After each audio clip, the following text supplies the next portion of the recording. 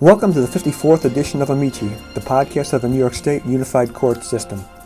Today our guest is the Honorable Rajeswari, a criminal court judge in New York City and the first Indian American and South Asian woman judge in New York State history. Judge Rajeswari came to the United States from Chennai, India, when she was only 16 years old. After graduating from Brooklyn Law School, Judge Rajeswari spent 16 years working in the Richmond County District Attorney's Office. 4 of them as Deputy Chief of the Special Victims Unit. In 2015, she was sworn in as a criminal court judge in New York City. Among her other activities, which include performing classical dances at Indian events and temples and the Padmalaya Dance Academy, Judge Rajeswari co-chairs the court system's Advisory Committee on Language Access. She is fluent in 4 languages. Judge, thank you for joining us today. If we could, let's start at the beginning. Just tell me, if you would, about your early years in India. Tell me about your family and your living conditions and how it came to be that you wanted to emigrate to the United States as a teenager. Thank you very much. Good afternoon. I was born in southern India, in Chennai, and it was just me, my mom and dad. I'm an only child, and my mother was a dance instructor, and my father was an office clerk. And my mother had made it her life's mission to bring art to every person in her community. She was a dance teacher, and as a child, I would accompany my mom to go to various different locations all over Chennai in southern India to perform Indian classical dance. At first, when I was a child, I didn't realize, what that meant to some of the people who we went to perform. I just figured, it's entertainment, it's good.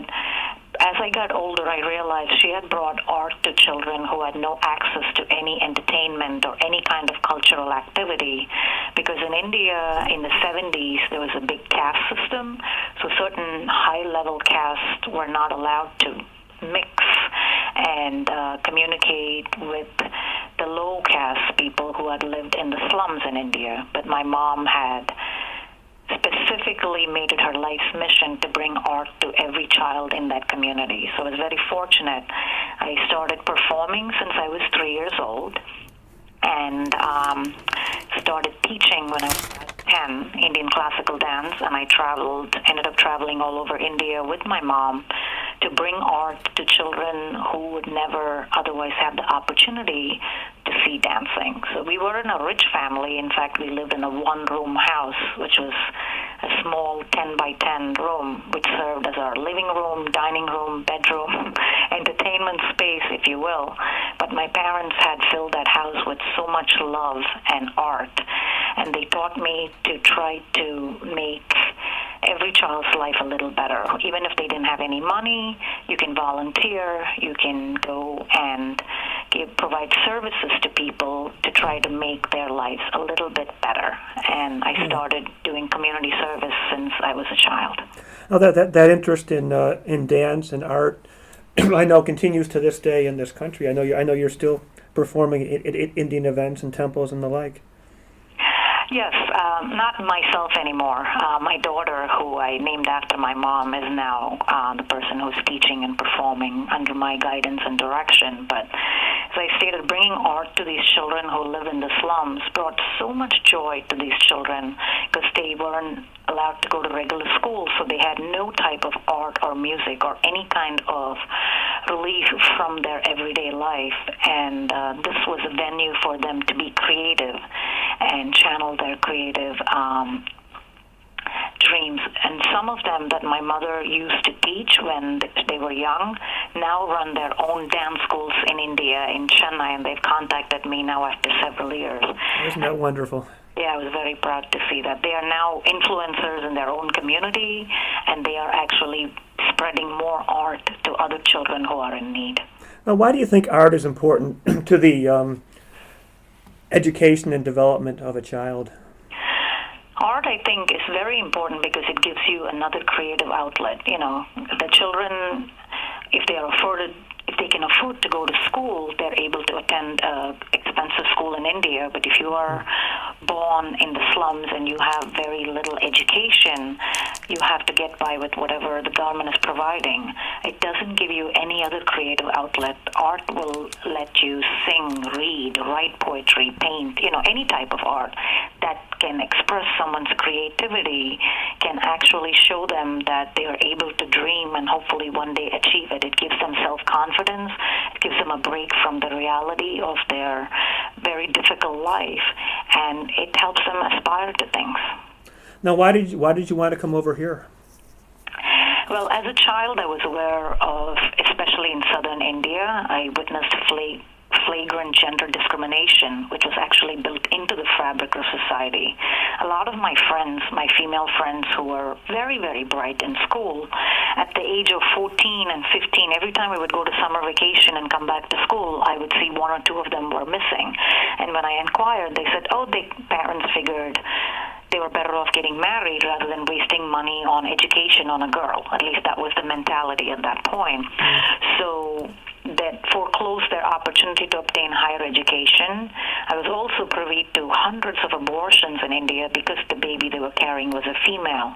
And the prevailing thought was that this female child would prove to be an impossible financial burden to the parents when they got married. And as I grew up, I also realized there was a lot of cases of sexual abuse. And since the victim was from a low caste or from a poor family, they refrained from making a complaint to the police because they knew they would be ignored due to their gender, caste, and social standing. So this made a real impact on me. As my mother traveled to perform, not only in India but to the other neighboring regions, and I traveled with her, and I realized one of the most important things we need is equal rights. At least women need a chance at education, a chance at making their mark. And, always you've heard America was the land of opportunity. So that's something that I've always wanted to do. And I was selected in 1988 to travel to Guyana, Suriname, and Trinidad, which are celebrating 150 years of Indian migration. So I had traveled with my mom and my dance troupe with then Vice President, Mr. Shankar Dayal Sharma.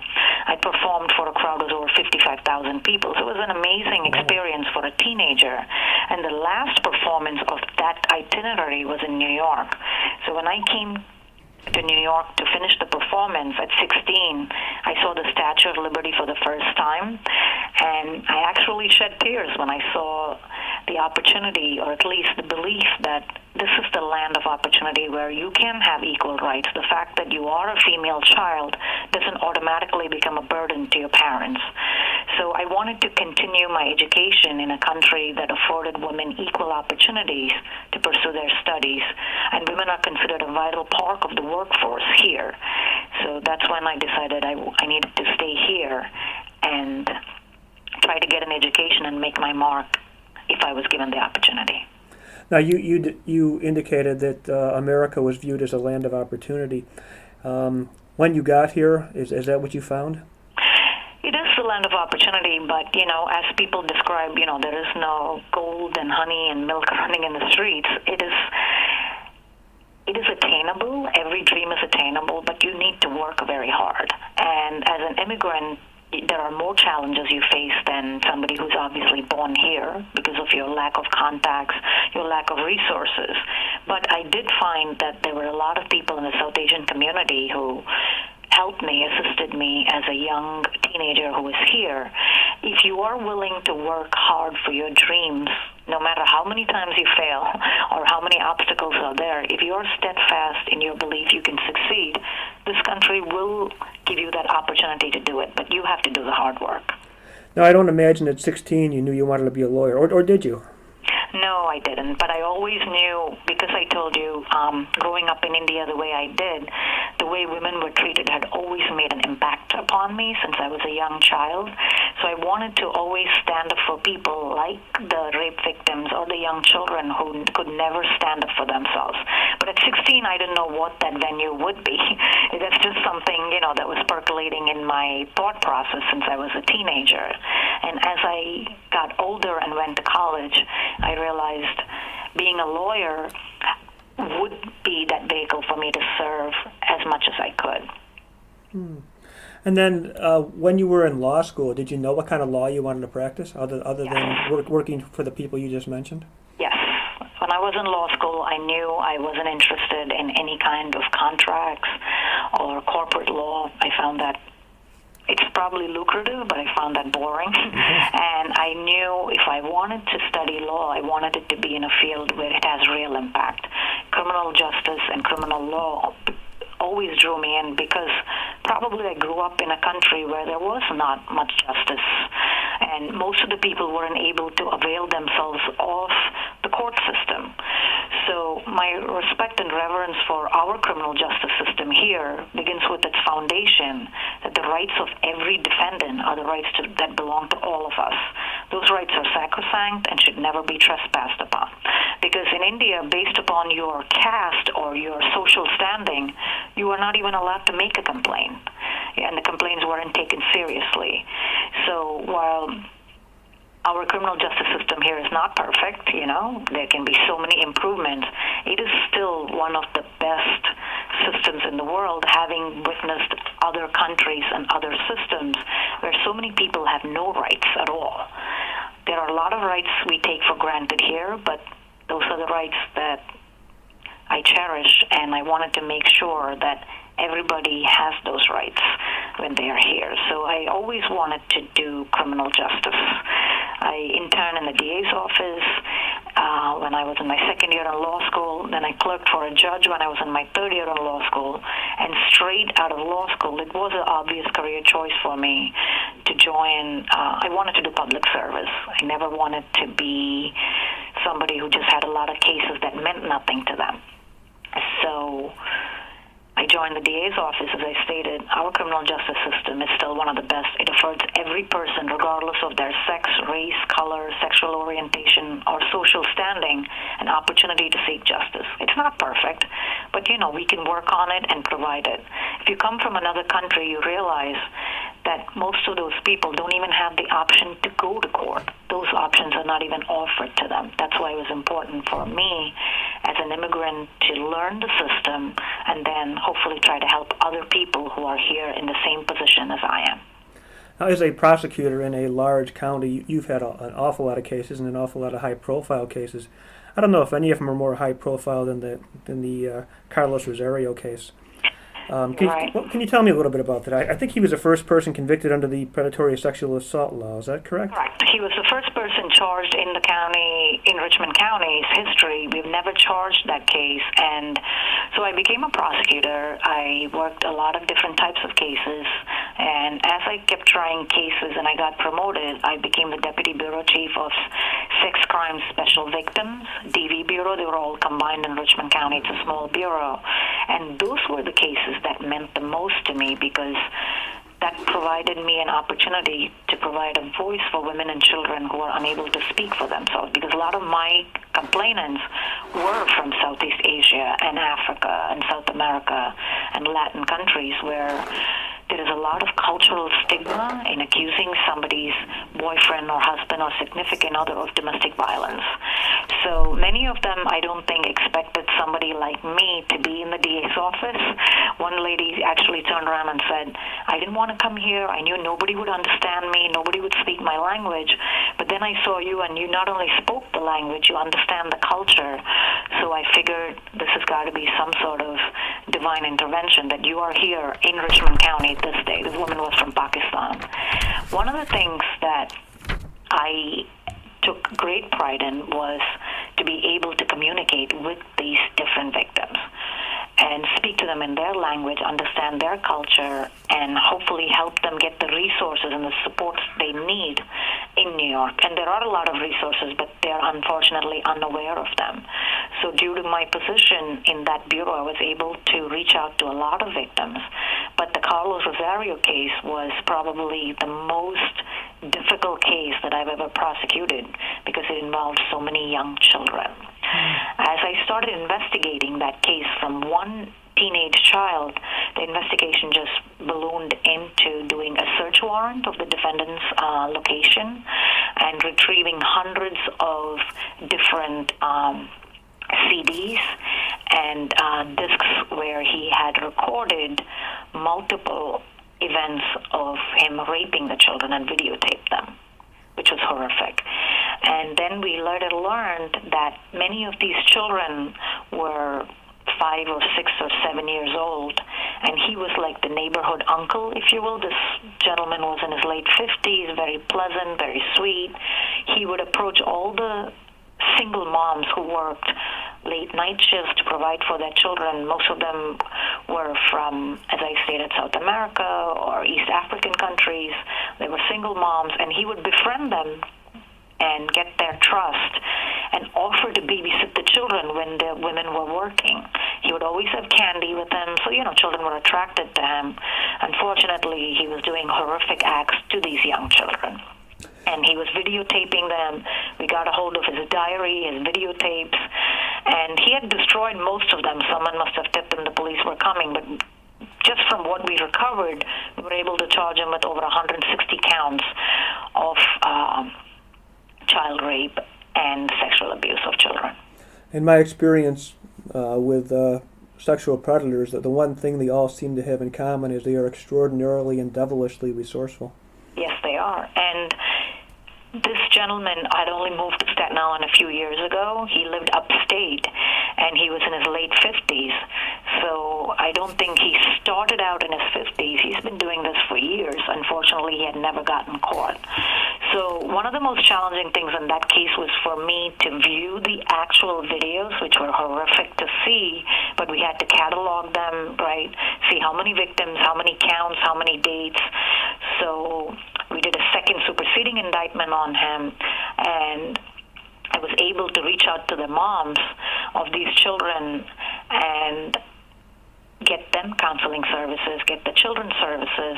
What we found out years later was he had moved from the neighborhood, but he had still kept in touch with the children. And some of them were now teenagers. He was molesting them for so many years, and unfortunately they trusted him, so they didn't actually say anything to their mother. And when the moms found out, they started blaming themselves, because they're working, they're providing, that they weren't there. But you're absolutely right. He was charming, he was resourceful. They all trusted and believed him. He violated that trust in the most unimaginable way. And Mr. Rosario also was HIV positive. Oh, no. So one of the most dreadful things I had to do was to have the children tested. This was years later, but, we didn't know if he had passed on through sexual activity. Any of these children were infected. Thank God they were not. That's remarkable. They were all okay. And one of the reasons I took a plea on that case, because I wanted to try the case. However, for me to try that case would have involved traumatizing the children all over again. They would have to look at the videotapes, they'd have to relive this, and that is incredibly hard. I mean, he took several years. However, there was no amount of time that was going to be justifiable for what he had done to so many children for so many years. Unfortunately, and getting back to their resourcefulness, sexual predators know that prosecutors don't want to put the children through that sort of trauma and use it to their advantage, I know. They do, but in this case, I was ready. You sure were. I was, because this was one defendant who needed to stay away from children, because as I stated, he's only in his 50s. I have no idea how many neighborhoods and how many children he had victimized over these years. And reading his journal, if you will, and looking at all the videotapes and the photographs and the mementos that he had kept, told me that, I believe in everybody redeeming themselves, but there are some people who are just not redeemable, because the children were 5 and 6 and 7 years old. I sure wouldn't trust him out in the loose. Now, I know that you lost your mother just a couple years after you arrived here, and your father not that long after. Right. And I have some vague recollection that becoming a judge at the time when you had what seems like an extremely successful and very, very fulfilling career as a prosecutor was fulfilling a promise you made to your father. Is that correct? Yes. My mother, actually, I came in when I was 16. She had passed away. And again, we were on our way to do a charity performance. I told you my mom, bequeathed her love for community service and helping people. So she had agreed to do a charity dance performance in Canada with me and our troupe. We were on our way there when, we got into a very bad motor vehicle accident and she had passed away. I was alone. I had actually broken my leg a little bit. My back was completely out of alignment, and I didn't know if I could walk or move or dance at any point. And I had lost my mother, who was my teacher and my best friend. So that was a little challenging, I would say, at 18 to be broken and broke in a new country. I'll say. So you were on the same motorcycle? No, this was a motor vehicle, yeah. Oh, motor vehicle, okay. Yeah. So I was alone, and I had lost my mother, and I said to myself, what am I going to do now? All my dreams of coming here to do this, that was the only reason my mom came here, to help me get an education. I said, if I go back, then all this was for nothing, all her sacrifices and everything she had done. So with the help of the South Asian community, you do what you have to do. If you have to do 2-3 jobs, I went on scholarship to the College of Staten Island, which I was very grateful for, to City University, and then decided to go to law school. I was fortunate to get a partial scholarship to Brooklyn Law as well. So that was one reason I didn't give up when my mom passed away.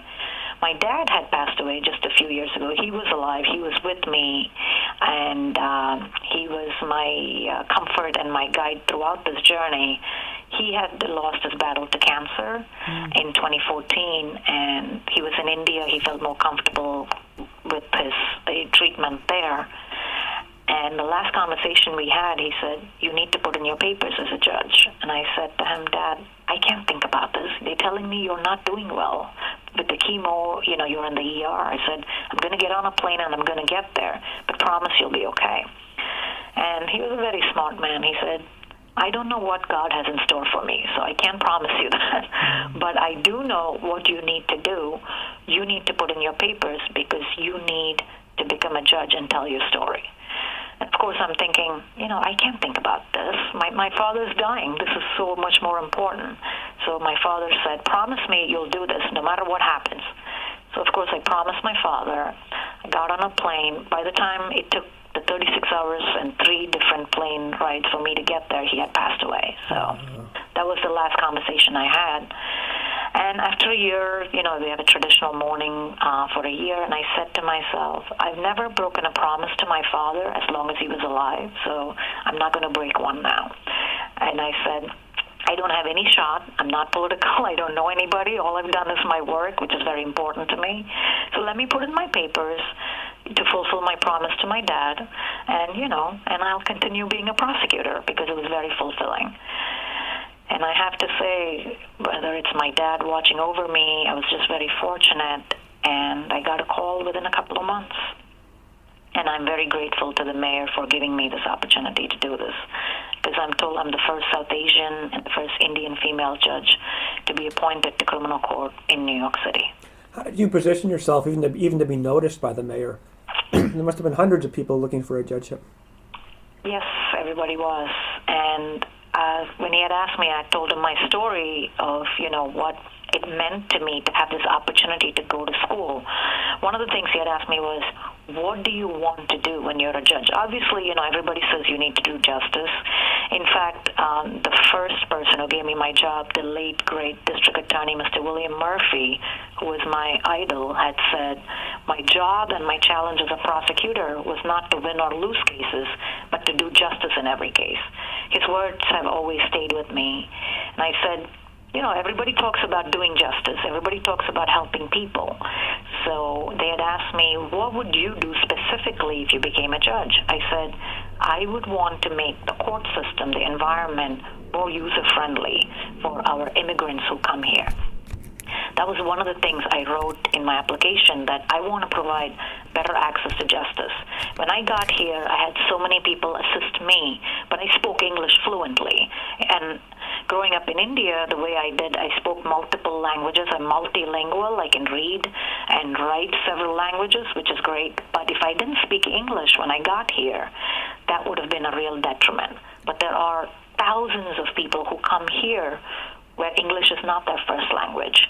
And just like everybody helped me, I wanted to help them. And I said, I want to improve language access. So I was very fortunate to have Judge Marks give me the opportunity to do this. The first thing I said when I got appointed was, can I be in the committee? And I thought everybody was just going to turn around and start laughing and said, who are you? You've been a judge for what, 2 minutes? What do you know about language access? But they weren't. They actually were so gracious and gave me an opportunity to become a member of the advisory committee. And now, after a year and a half, Judge Marks has given me this incredible opportunity to be the co-chair of this Language Access Committee, and I've made it my mission to provide language access to immigrants from every part of the world, regardless of the country they come from, to try to get them access to justice, because that is my way of paying back, of giving back to this country and this community that's given me so much opportunity to do it. Now, I know the court system has a stable of somewhere around 300 interpreters employed by the courts, and I think we retain another 700 or so on a per diem basis. And I think we provide interpreting services in something like 100 different languages. It's 119 languages. 119 languages. Yes. Are we doing enough? There is always more that we need to do. That's why I've been very fortunate to work with dedicated people in the advisory committee. We had Mr. Brett Schneider, Ms. Fern Scher, who were amazing co-chairs.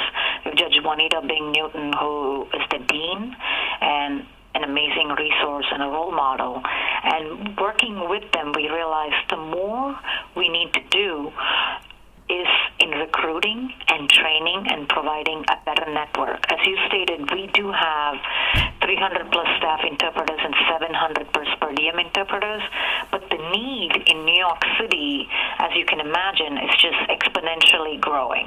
And the need is also different in different regions. For instance, the top spoken languages in the Bronx is not the same as in Oneida County or in Monroe County. So we have to take that into account as well and keep up with the need of what the language interpreter needs are. We have about 5 million people in New York who speak a language other than English, and 2 million people are not fluent in English in New York City. Wow. As astounding as that statistic is, we are actually now promoting the new action plan, which we're very proud of. A lot of people have worked on it way before I joined the committee, and that released the action plan in March of this year. Mm-hmm. And as a part of my responsibilities in the committee, I've actually presented the action plan at the New York City Bar, and I've also presented that at the Judicial Institute this summer, and I just went to the JI in October to present it to different chief court clerks. So my goal is to bring the different varied partners in our court system together to help them understand this need and what resources we have. So the action plan is an amazing product that our chief judge wants us to promote, and one of the steps in that is how we meet the need, is training. So I'm doing training on all these different areas with different people like court attorneys and managers and judges and court clerks, and I'm going to do a presentation for legal aid because I want them to know the options we have. In addition, we're going to do recruitment. Usually about 500 people take the exam for the language interpreter. Last year, over 910 people sat for the exam. So we've nearly doubled the amount of people. We've gotten in touch with so many different cultural organizations. I've myself called over 100 different organizations that I know, due to my community ties, due to my dancing, and spread the word that we are looking for so many different languages from Southeast Asia, from South Africa, from South America, from all different regions of the world. And there are people who are fluent and who can become per diem interpreters. It pays them a good per diem salary. They're also able to help their community and their fellow members who are here by not making them wait. Because to me, justice should be equal for everybody. So if somebody's from Sri Lanka and that Sri Lankan interpreter has gone on vacation and is not back for 2 months, that person's case has to keep getting adjourned.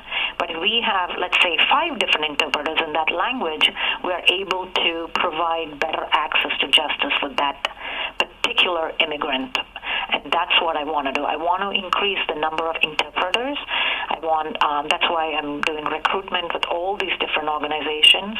Our advisory committee is a very dedicated group of people. And we're trying to spread the word. We're also trying to have the exam now be twice a year, not once a year. And also we're hoping to give it online so more people can easily take the exam. Because the exam is very difficult. We want also quality. We just don't want to increase our network. We also want to make sure the highest quality is maintained through rigorous testing and continued training. Because as you can imagine, in a criminal case, right, translating or something is lost in translation, that could seriously affect the outcome of a case and also fatally, sure.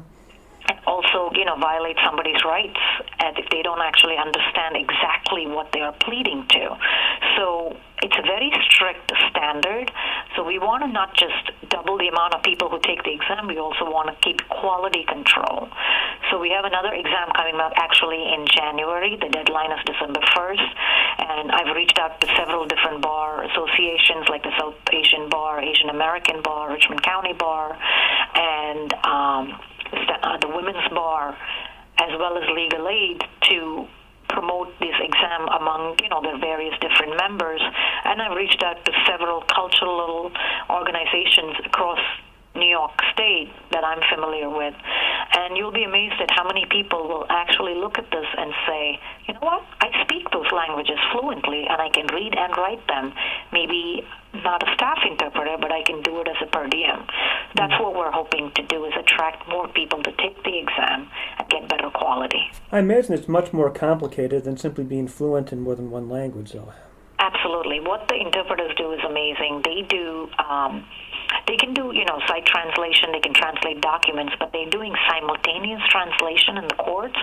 So imagine in a busy court like my courtroom where there's a lot of cases, a lot of people, a lot of movement, and you still have to correctly interpret what the judge is saying or what the attorneys are saying to the client in that language, and do it at the simultaneous pace. So that is part of my training for the judges as well, to take a little bit more time on the interpreter cases, because those cases are the ones that need a little more attention to make sure the interpretation is done right and the defendant's rights are not violated. And, everybody gets equal access to justice. If someone wants to pursue a career as an interpreter, or be it a per diem interpreter, how should they proceed? They can go to the website. I actually have it. I can email it to you, courtinterpreter@newyorkcourts.gov. Mm-hmm. There is a website, and the website will actually give them information on, the upcoming exam. As I stated, in January, the deadline is December 1st. We're going to offer one later in the summer next year in June. And it will give them sample questions and how to register as well. And it will give them step-by-step instructions on how to take the exam. Well, that's great. Well, I think we're about out of time. So I just want to thank you for sharing that inspiring story with us. That was really fascinating. It's absolutely my pleasure. Thank you, Judge Rajeswari, and thanks to our audience. Over the past couple of years, we have produced more than 50 podcasts with a wide variety of guests and on a wide variety of topics. All of our podcasts are on the Office of Court Administration's website at www.nycourts.gov, and many of them can also be found in the iTunes podcast library, thanks to a collaboration with the Historical Society of the New York Courts. If you have a suggestion for an Amici podcast, please contact me, John Carr, at 518-453-8669, or send me a note at jcaher@nycourts.gov. In the meantime, stay tuned.